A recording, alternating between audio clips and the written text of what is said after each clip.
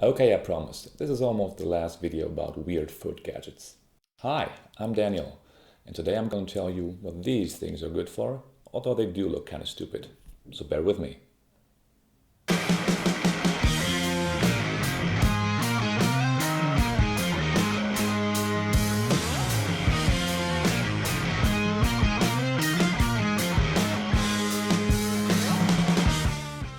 Toe spreaders.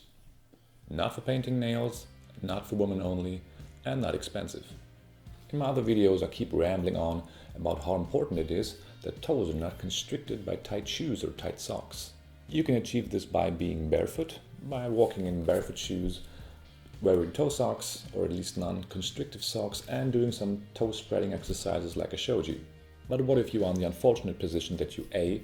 cannot wear barefoot shoes to work, or B. don't like barefoot shoes? Who doesn't like barefoot shoes? I don't know. I don't get it. And when you know or feel that your regular shoes are too tight that you cannot move your toes, then toe spreaders might be a good correction for that. Also for people who have to wear compression socks for hours long that go over the toes, this is a good option. They were mainly developed for people with a bunion, that means a big toe that goes to the outside and presses against the other toes, and that can lead to pain or instability in the foot. And if you've got any pain in this area or need medical advice, please go see a specialist. So, to sum it all up, if you're having difficulties spreading your toes, if you know that your feet or socks or compression socks are too tight and you have to wear them for so long, if your toes are not pointing forward, especially the big one, or you just want your toes to be in a more natural position, then toe spreaders might just be the thing for you. So here's what you do. Order a pair online and just search for silicone toe spreaders and look for something that resembles this. It's for all the toes, not just the big one. Put them on, and you can actually put them on your toe socks.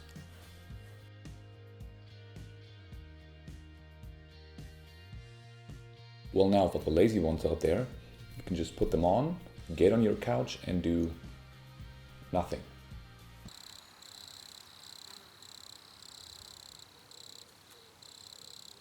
And the cool thing is, these things work for you.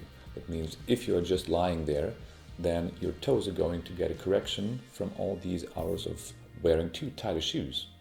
And please, if you try them on the first time, please do it without toe socks so that you can see whether they have an effect on the blood flow of your toes.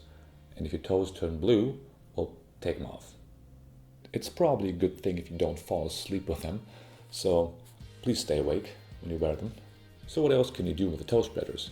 You can wear them when you're just walking around in your apartment, either barefoot or in toe socks, or some people even wear them inside their shoes.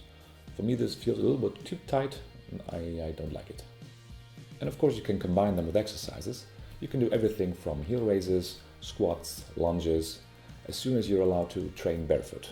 If you're at home, then it's no problem. In the gym, I would ask. Your stance will be a little bit more stable because your foot is just a bit broader and the toes now have to work in a different position. That's actually also a very good foot training for the toes. And if you're just standing or doing a heel raise, try to feel how your toes press into the ground. I have the feeling that some people still need to be convinced that the splayed position of the toes is actually more natural than what we see in most foot commercials, don't you? I still don't get it. Now, if you got the opportunity, look closely at a baby's foot. You can also use the force of the internet to research that. What you can see there is that there's usually a lot of space between the first and the second toe, and the forefoot area is much broader than the heel area. And this is also true for people of indigenous tribes who have been walking barefoot their entire lives. So if you take the form of the baby's foot or people from indigenous tribes and compare this with modern shoe wear, you'll quickly see the problem. And barefoot shoes is one option, and toe spreaders is a good addition to that. So if you want to do anything for your feet or the freedom of your toes and you really don't like barefoot shoes, then these are a good start. They're easy to use and they're pretty cheap. They cost around 7 or 8 euros. So let me know if you tried them. If you like this video, please give it a thumbs up and subscribe to the channel. Thank you for watching, and until next time.